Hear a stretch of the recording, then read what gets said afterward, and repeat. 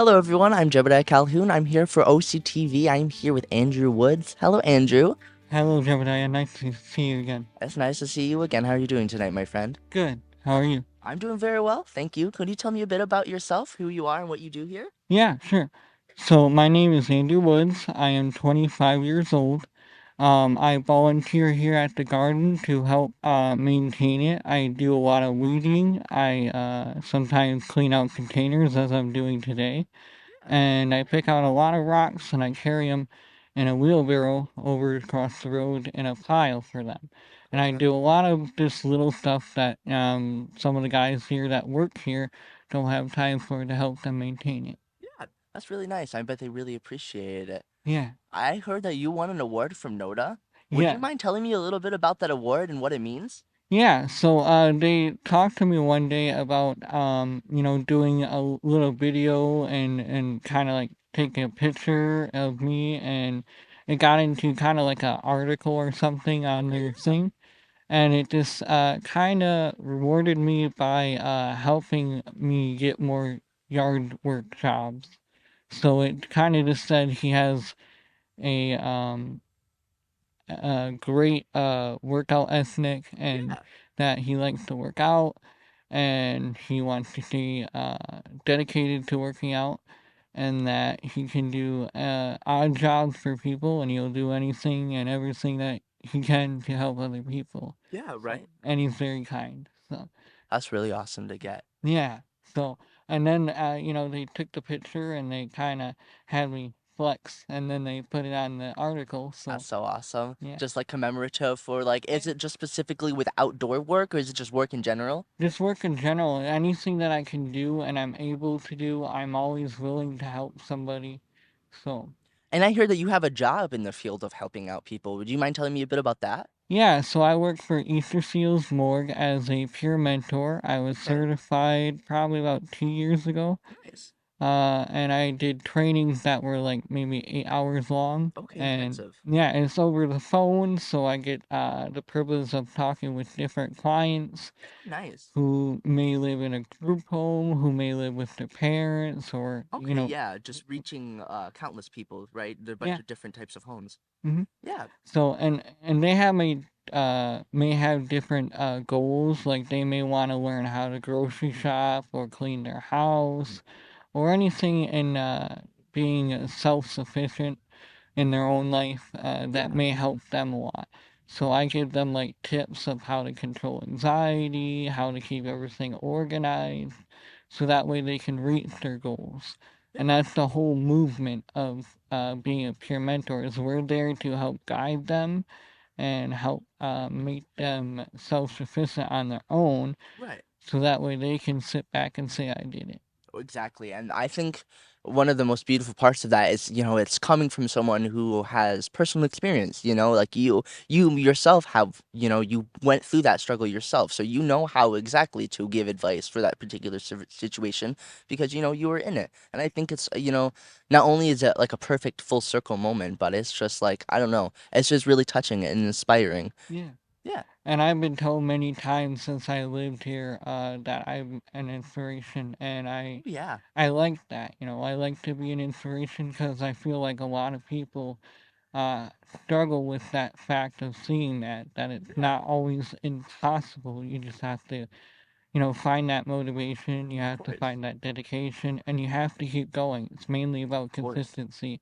Yeah. And it's hard some days because there are days where I get up and I don't have no motivation to want to do anything, Right. but I do it. Because you And have to, right? yeah, Yeah. and it makes it easier over time and time again of that repetition of doing it. It becomes easier and you become better about it. Yeah. So Yeah, yeah, it helps you, get used to it too, for sure. So what brings you back to the garden every day? You said just basically motivation, but is there anything else that makes you want to keep coming back and helping the people out? basically, the fact that I have friends at the senior center that I go to different groups here with, like we have a biking club where Okay, I nice. ride about 25 miles that day. Oh, that's really cool. And we have a walking club, we have cornhole, and I just like seeing them happy. So, Right. it kind of motivates me to come back because they get this nice place to utilize, and they have all these fields that they do, softball or something like that for like different places in the community. And it's just really nice to come to a place that's all taken care of. So That's a great word for it too, community. Just having that little just group of people to just, be comfortable with and be happy and just enjoy time with. mhm. And what a beautiful day for garden work, right? Oh And yeah, the shade is nice and brisk. It has that nice cool air. It's really nice. Like you said, it can help get over a lot of negative feelings, when yeah, you're outside, working, getting your mind off of things and enjoying nature, yeah. and being outside. Yeah, of course. And that's part of the thing I've learned about is sometimes doing different things like this will help motivate you. Yeah, And like compared to sitting in the house all day, yeah, that can give you a lot of negative stimulation, make you exactly. feel depressed. Yeah. So even when you are not wanting to go outside, basically making yourself go outside can help a lot. Get you out of your head. Yeah. Right. Yeah. Exactly. That's beautiful. That's awesome. Is there anything else that you would like to add? You know what, like your favorite part about doing the garden or just anything that you would like to mention that I haven't personally brought up? Well, it's also a good way to blow off steam. Some Yeah. days you gotta pull weeds, and those weeds might not always be easy. Yeah. So, I Just gotta mean, yank them it up, right? helps me with anger, keeping me calm and relaxed, and it just makes me feel good doing this stuff. And I like the work because when it's done, people appreciate the attention to detail, Yeah. how I clean up afterwards. So it just makes me feel good. So. If a client calls you and they said that they do have that general lack of motivation, like they struggle with getting outside, what would you tell them to encourage them to get outside and enjoy the nice weather? Well, sometimes it's all about talking to yourself. Yeah. Sometimes yourself is your best teacher. So if your brain is telling you you don't want to, just remember that if you do it, you're gonna feel a lot better. It may suck kind of at first, but over time you'll start to realize that hey, it's not so bad. Yeah. So and that's just what I would say to them is if you gotta get yourself up and you gotta stretch or do whatever, but you gotta move because Yeah. if you stop moving, you can eventually stop living. Yeah, So, exactly. Game over. You just gotta get in that mindset first, right? yeah, always. All right, beautiful. Thank you so much for the interview. This was really insightful. You were a huge inspiration. Yeah, I'm sure that you make waves throughout the entire community. I'm sure, people can feel your motion and your commitment. yeah, It's nice. It's beautiful to see. Thank you yeah, so much for sitting with an interview for me, my friend. yeah. And I do have one more thing. I Of just like course. to give a shout out to a few people. Yeah. I would like to shout out to Maverick Bowls Boxing because I go there every week. And I like to give a shout out to my family for helping me get this far in life. So, Beautiful. Thank you so much again, my friend. yeah. I know kids worry about a lot of things. Getting enough food to eat shouldn't be one of them. Through a nationwide network of food banks, Feeding America serves virtually every community in the United States. See how you can help your community. Visit feedingamerica.org.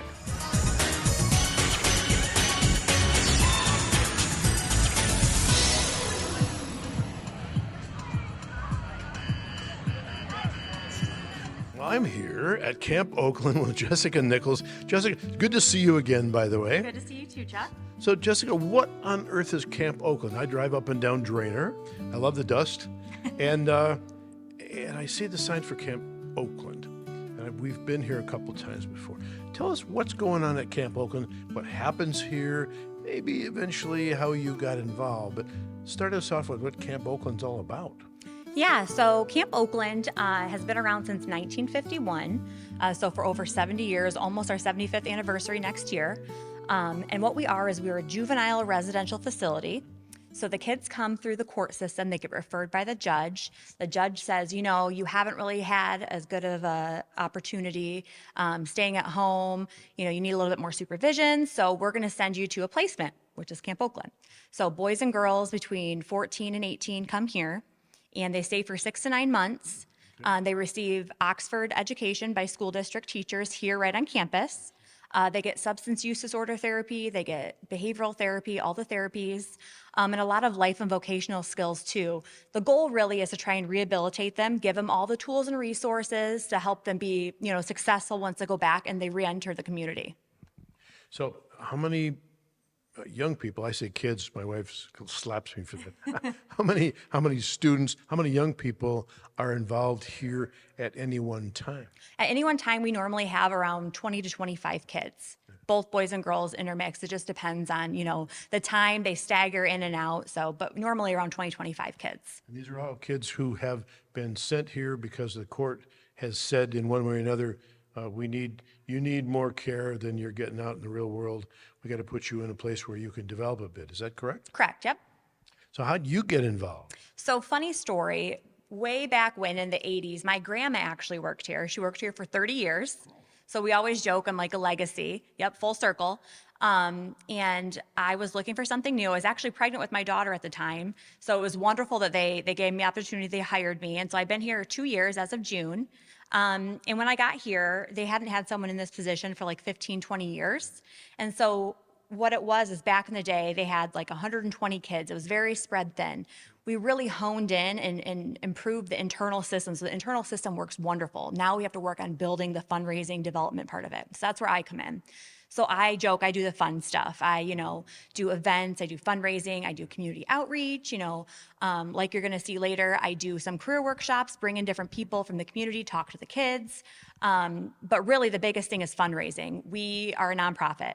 We are a non-secure nonprofit of, the juvenile realm. And so we're really unique in what we do, but we do rely heavily on fundraising. And so my job is to try and get donations, try and get grants, try and bring the money in so we can provide great services for these kids. Well, bless you for that.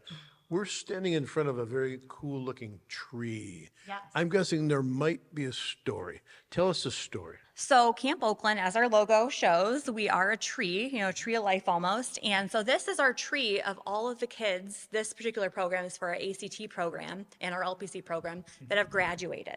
So once they graduate successfully from the program, they put their handprint on there, they write the date, they write their first name and initials. So that way we can see all the progress. This isn't from the whole time we've started. This has been, over the last like 5 years. But this shows, all the handprints of the success stories that we have from Camp Oakland. Must be nice to be able to look and go, I remember that person. I remember that one. Yep, no, it's definitely cool. And some kids too, I actually just earlier, I was out in the community and I stopped someplace to get food and I actually saw one of our kids. So it was wonderful to be able to see them and see how great they're doing and for, us to reconnect. So it really is so important. This is why we do what we do, to give these kids a better chance. That way when they go back into the community, they're able to get gainfully employed, make better choices, and hopefully never come back into the system again. Never come back. Yeah, may that be a success. People sometimes get nervous about the fact that there are kids from the court has said you need to be sort of a juvenile home. Mm-hmm. They get nervous about, are they secure? Are they going to go out and cause trouble? How do you, certainly you've had questions about that. Mm-hmm. How do you respond to that kind of question? So I always say the demographic of kids that come here, most times than not, is CPS going to get called? Or are they going to get in trouble and go through the courts? So they're a very at-risk demographic of kids. So they're not bad kids. They just got dealt a really bad hand, and they make bad choices because that's what their environment is. That's what they know. They only know what they know. And so, when they come here, of course, no one is excited to come here right off the get-go. You get acclimated, and a lot of these kids, like I bring my daughter around here. I have for the last year for career workshops, and I tell the kids, I said, I want you to know what a kudos to you that is, that I know that I'm safe and I trust you guys around my, my daughter and my son too. And they're not bad kids. They just made bad choices. So we're working on getting them to where they need to be to make the right choices. And, we're non-secure, so they could technically open the doors and leave. I mean, they would get in trouble. They would get brought back, whatnot, but it's not a lockdown. They're not locked in, a cell for 12 hours a day. We're really focused on the rehabilitation side of it. And it's so needed for this demographic of kids. So they're not bad. They're not dangerous. If they were dangerous, they wouldn't be in a non-secure, they'd be in a secure. So that's the big difference too that I don't think people know. That helps. Secure versus non-secure. The court has decided these are okay to be out here in a non-secure location because they're not bad in that way. Correct. Excellent. All right. So what's next? What do we want to talk about next? What kind of programs do you have that you want us to be sure they know about today? Yeah, so I have 3 things I want to talk about. The first one is our career workshops, which you're going to see later. I work with different people in the community, different businesses. You know, you don't necessarily have to have a college degree in order to get a job. That's a big thing with our kids. You can go off to trade school, you can go to college, but you can also get a job after you get your diploma or your GED. And so it's kind of opening, broadening their horizons. You know, they only know what's in their bubble. So kind of bringing in a bunch of different places and people so they can see what all is out there for them so they can, you know, find different opportunities. So if anyone else has a career or is part of a great company and they want to come talk to the kids, I would absolutely love that. We're definitely looking for diversity. The population of kids that we have come from all over, a lot of inner city kids. So the more diverse speakers we have, the more they can relate and resonate with what they're saying. Not old white guys and young white guys. Something different, even more diverse than that? You know, I accept everyone and to come talk to the kids as long as your heart's in the right place. Come talk to the kids. Yep. The second thing is we have our fundraiser coming up. It's our golf fundraiser at Boulder Point. It's our 29th year doing it. So it's been going on for a while. This is one of our biggest events. It brings in the most money for our program. It's happening on August 15th at Boulder Point. We're up to 30 foursomes. We're allowed to have 36. So there's 6 more spots if anyone's interested. And then sponsorships as well. There's whole sponsors available. And if you can't support the mission, or you can't support the golf outing, but you want to support our mission, we have places where you can go to donate. If you want to get in touch with me, I can help with that too. Yep. So we've got career workshop. Yep. Boulder Point, golf outing. Yep. What's the third? So the third one is huge. We're working on our beautification project at Camp Oakland. So as you can see, even in here, it's a little outdated. Our buildings were built very early. Some of them were built in the 60s, 70s, 80s, 90s. They're very old buildings. And so, you know, being a nonprofit, we can't just go and renovate everything. So we're working little projects at a time, you know, working on painting some new walls, doing drywall, carpeting, flooring. So we're working on different kind of projects around campus. And one of my goals is to have, I applied for a grant, fingers crossed we get it. It's gonna have our LPC boys work alongside local businesses to learn the trades, to learn how to install flooring, learn how to do drywall, stuff like that. And so if anyone has any funds, any equipment, anything like that, tools they could donate so we could help do these projects around campus, or if you want to lend your hand, offer your time, that would be awesome. How would somebody who might want to lend equipment, lend time, lend money, lend whatever, how would they get in touch with you and the folks here? Yeah, so if you email me, and you know, you guys will have the email at the bottom of the screen, get in touch with me. I can set you up with where to go, what to donate, what kind of things we need. On our website, we also have a spot for donations, so they can go right on there and do that. Sending in checks, anything like that, we're definitely open to doing stuff. The best way I would say is to get with me, because then I can tell you exactly what we need and how you could best utilize your time and donations for us. Let me wrap it up with this question. Yeah. Why should somebody who's out there and doing fine care about the kids who are in here and not doing so fine? Why should they care? That's a great question. Honestly, you know, I have young kids at home too. I have an almost 14-year-old. These are our future.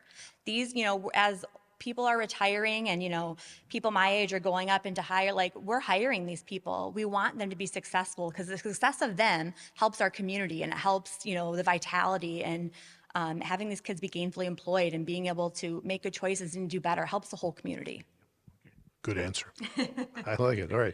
So we're going to wander around. You're going to show us some other stuff. Yep. Thank you very much. It's something to think about, the folks who have gone on to a better part of life. So thank you, Jessica. So tell me about yourself. I was a problem child. I was in and out of juvie after my sister left. I started turning my life around. What are some strengths that you can bring to the team? I'm a fast, hard worker. Don't like negativity. And I don't put up with BS. Can you give me a time that you had to deal with a difficult customer? So, at TB, I'm 24. There was this customer. She came in, just started talking about how her food was made wrong and everything. I came up, asked her, so what's wrong with it? She didn't want to listen to me. She was like, make the food now. So, and we had a whole problem. Thank you, sir. I used to be a troublemaker. Now I started turning my life around. Now I'm trying to get this job and look for the better in life. What does that expect for to change? I'm hard working, I'm hands on. I just get down to business. Could give me an example of a difficult customer being that you dealt with. It was when I was a bagger. I was bagging up a cake. It was like I don't like how you're doing that. I was like, man, you can do it yourself then. Cause he ain't like how I was doing, you know what I'm saying? So I tried to let him do it himself, then do it. So I just walked away. What would you have done differently? I could have asked for the worker, for the co-worker, for the helper song. Or help. Or you could have asked him, how would you like me to do it? Yeah, I could have got, or I could have got a different bag. Okay. Yeah. Am I hired? I don't know. I got to negotiate with my team first. All right. Just let me know. Sounds like you should be a manager. I know. So on the conversation of tell me about yourself, you guys don't have to say, hey, Yes. listen, Judy. Just to let you know. say that. I'm just letting you know. Just from listening, right? So you don't have to say, hey, I went through some hard times. You don't have to bring that up. So like I said, and it's so important to continue to talk about and practice these questions so you know exactly what you want to say. And I loved how you said, what could you have done different? Yeah, that was Because great. that was a great addition because I'm not going to tell you to lie per se, but I might answer the question naturally of how I should have handled the situation, right? Like how, moving forward, what should I have done? Even in the example where you had someone that made your food incorrectly, how should we have handled that? Sometimes we got to button it up and just remake it, right? So I diffuse the situation, I calmed her down, using words like I apologize, told them I would make it right, and then remade the food. So those are some things to help you, and the more and more that you practice these questions, the more prepared that you'll be, because you will be asked these questions during the interview process. And one thing I can tell you right now is at one point it was an employees market where it was so hard for employers to find people. It is flipping a little bit. So not so much an employer's market, but it's definitely becoming more of an even playing field where you do have competition out there in which you will be competing for. So answering these questions the right way and how you want to portray yourself as well is extremely important. So keep practicing. Good job. Good. Tell me about yourself. I'm nice, I'm caring, I'm respectful. I'm a good listener from time to time. And I like to draw and listen to music. Okay. What are some strengths that you could bring to my team? I can help out. I'm a quick learner. I'm super clean. And I can help. Yeah, so it sounds like you keep mentioning that you help. Would you say that you are a good team player, that you do well working forward with the team, or are you more of an individual worker? Both. Okay. But slightly more team. Okay. And can you tell me a story of one time when you dealt with a difficult customer and how you handled it? I was laying down tile in this bathroom for flooring, and the dude didn't like the tile coat, and I got mad at him. But then I didn't take my anger out on him, so I retore up the floor and went to go buy a new one, new tile, and replaced it the same day. Okay, so you do really well guaranteeing a product, making sure that if a customer has an expectation that it's going to be one way, that you follow through, even if that means you have to do extra work. Yeah. Fantastic. Well, it was great talking to you, and my team will be sure to reach back out to you. Thank you.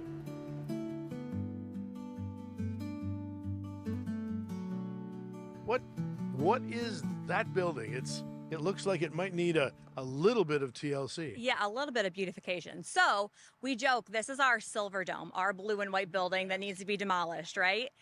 So this building was actually built in the early 60s by the people who lived here. Those were good years, by the way. Yeah, I bet they were. I was a little too young for that. But there's a lot of work that needs to be done, too much in order to renovate and refix it and stuff. So we have to have it demolished. And then my end all be all goal would be to get this giant recreational center for the kids, have an indoor basketball hoop, have a weight room, all those types of things. Obviously, a little further down the line, unless we get some great Lions Tigers Foundation to donate, right? But yeah, so this is one of our oldest buildings. This is the eyesore of the campus. It's obviously overgrown. We've had quotes to get it demolished, and it's very expensive. So we're working on fundraising for that. But yeah, this is one of the main beautification projects that we would love to get taken care of. So if somebody were to be interested in beauty, just say somebody was interested in beauty, they could contribute some money so that you could make this place more beautiful. Is that about right? Absolutely, yeah. The kids who are here, we already have this beautiful area, 160 acres, and so we want to not only make the campus beautiful, but make it functional for the kids to have things for them to be able to focus on. See, that's your part. Send some money so they can make this go away. Please. All right, on to the next place. Yes, on to the next. Stay tuned.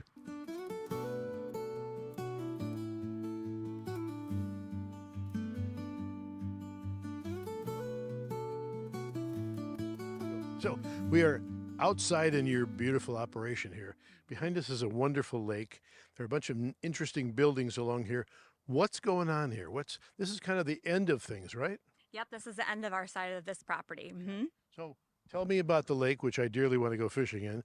Tell me about the buildings and tell me what all goes on this end of things. Yep, so this end is where the girls' buildings are. Okay. This is our DTE center, named after DTE, because they do so much volunteer work. They're wonderful, yes. One of the projects I would love to do is create a space inside the DTE center where we could have kind of like an indoor rec center too, something like that, until we get the big one done. I'm looking to hopefully bring in Creative Hope Studios, which is a recording podcast type deal. So it'd be really cool for the kids to have some more things they can do that kind of relate back to them that they could have some fun with too.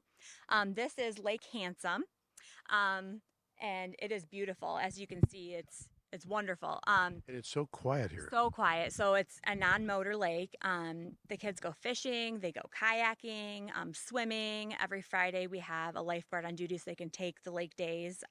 It's just really a beautiful, beautiful spot for them. A lot of these kids have never been swimming in a lake. It's crazy. And so, like I say, it's really rehabilitative. We use what we have, our resources, the 160 acres, to kind of, aid in the kids' success and help them, develop tools and just learn things that are outside their comfort zones. Way far away from probably the homes that a lot of these kids have grown up in. Is that correct? Yep. A lot of our kids, we have them from all over the state of Michigan. Primarily, we have a lot of Wayne and Oakland County, a lot of inner city Detroit kids. Sure. Mm-hmm. So nothing like this there? No, nothing like this. Yep. Well, I'm glad that you all are doing so much work to give kids a sense for that there's more to life than the life they've got. You said it earlier, they can either go down the track that they're on or take a different path. Well, and our golf outing too is called Give a Child a Chance. And what better way to signify what we do here is that we give children a second chance to be successful and get their lives back on the right track and be a successful part of the community. How could you not want to be involved in that? Great question. Right. With that great question, we're gonna leave this wonderful place. I don't even want to go away, but we hope that you know more now about Camp Oakland, and we hope that you could help out in some way. If somebody wanted to come with maybe themselves or with a group or ask more questions, get more information, how would they get that information? If they reach out to me, I can put them in touch with the right people. I could, depending on what kind of they're looking for, I could always set up something where they come take a tour of campus, volunteer to do, one of the projects or something like that. Yeah. So do something. Do something. To help kids who really need help, right? Yes, absolutely. Well, thank you. It's always good to see you again, Jessica. You have a lovely day, okay? Thanks, Chuck. You too. From Jessica, this is Chuck saying we hope you have a good afternoon. And stop by Camp Oakland sometime. It's remarkably good work they do.